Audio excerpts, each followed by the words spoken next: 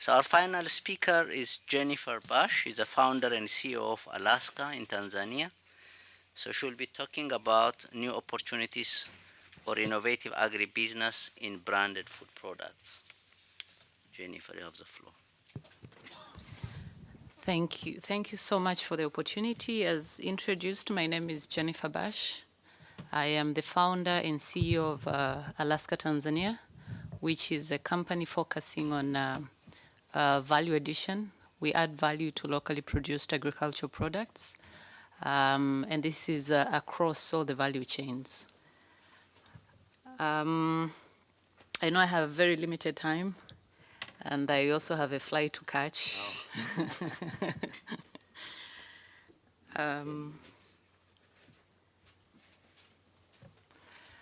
Okay, I'll start with an introduction about Alaska Tanzania. Alaska Tanzania is an impact-driven enterprise that adds value to locally produced agricultural products by processing, packaging, marketing, and distributing to high-quality agricultural products. It is a brand that is recognized for quality and impact in Tanzania, and it was founded in 2011.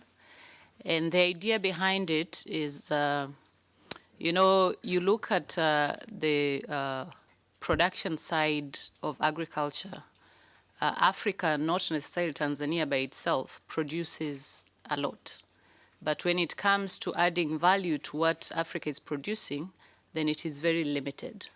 And we started with a product that's very basic, eggs. Our supermarkets were still importing eggs that could actually be sourced locally. We are not, against the idea of importation, but if the product is available, why shouldn't we support the farmers by adding value to what the farmers are producing? I also wanted to mention that when you speak about value addition, you're not just talking about the agri businesses. You're talking about different players in the value chain, because agribusinesses by themselves, they cannot advance the transformation of the agriculture in Africa. So we need all the players, from the policymakers. I remember when I asked the question, the answer was more based on the policies, the right policies in place, the relationships between public sectors, the business environment that fosters growth of businesses and industrialization. So we need different players to play their part to advance transformation of the agriculture sector. And this ranges from financial institutions, because without finance, most of the businesses are still complaining. And without finance, the farmers will not be able to buy their inputs.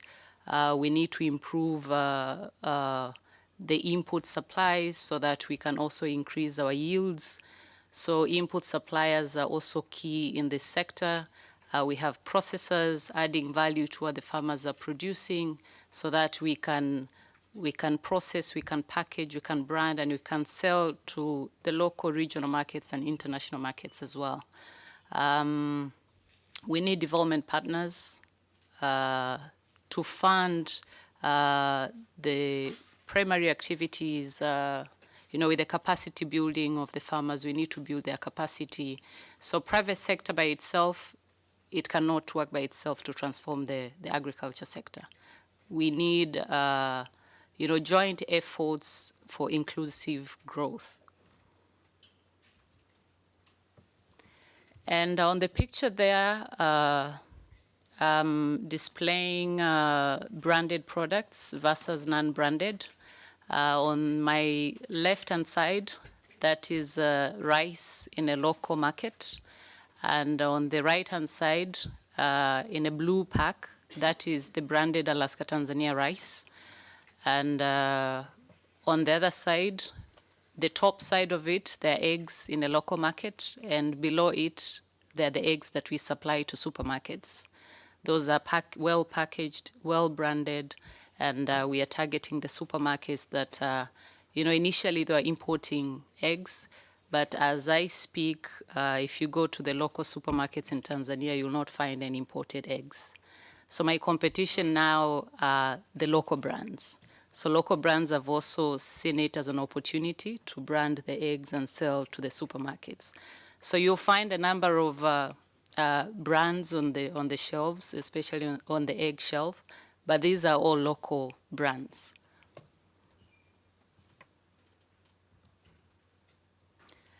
And this is another example of market penetration. We've managed to penetrate into all the supermarket chains in Dar es Salaam, Arusha, Dodoma, and Mwanza. Those are regions in Tanzania. And we're looking into exporting to other countries in Africa, and also looking for potential markets outside of Africa. There's no picture. Okay. On the left-hand side, it displays rice at one of the South African supermarket chains, Game. And on the other side, those are eggs that we supply to supermarkets, and that's Food Lovers Market in Dar es Salaam. So the idea behind it is more of, creating market linkages for the farmers. A farmer will not have, added value to a product to be able to compete with the imported products. But we've created a market for the farmer. The farmer focuses with what they know best, which is farming, and then we add value to what they're producing. But not just adding value to what they're producing, also linking them to input suppliers that can provide them with the right seeds to improve their yields. And we have 5 products in the market. One is not displayed there. We have rice, we have eggs, sunflower oil, and we also have maize flour.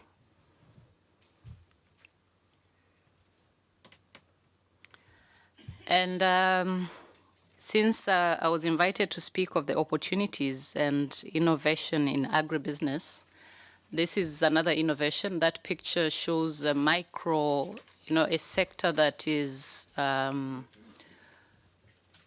occupied by women who are running micro businesses. And these women uses most of the agricultural products. But they're facing so many challenges, one being access to finance, the other being access to quality products. So we have identified them, and what we are doing with them is to create access to quality products, but also link them to financial institutions to access capital. By linking is we provide them, we have a platform called AgriSoco. What AgriSoco is going to do is, it's a marketplace for buyers and sellers. So it's going to include other suppliers of fast-moving products. We are going to pilot it with the products that we currently have, which is 5 products. But at a later stage, we're going to include other FMCG to supply to that market. And with this platform, it will be able to capture all the business transactions. Currently, these women don't have any record keeping.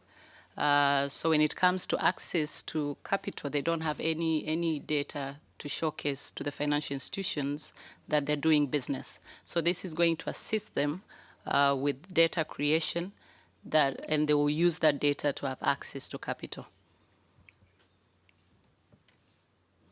And this is the platform of AgriSoco that will be bringing different players in the market. We have suppliers, we have retailers, and we have a list of products, and we'll have logistic companies as well. So this will facilitate the movement of FMCGs, and it will also improve the micro businesses, but also create a bigger market share for the farmers' produce. Yeah, and that is the end of my presentation. I hope I was able to stay within the time and welcome questions.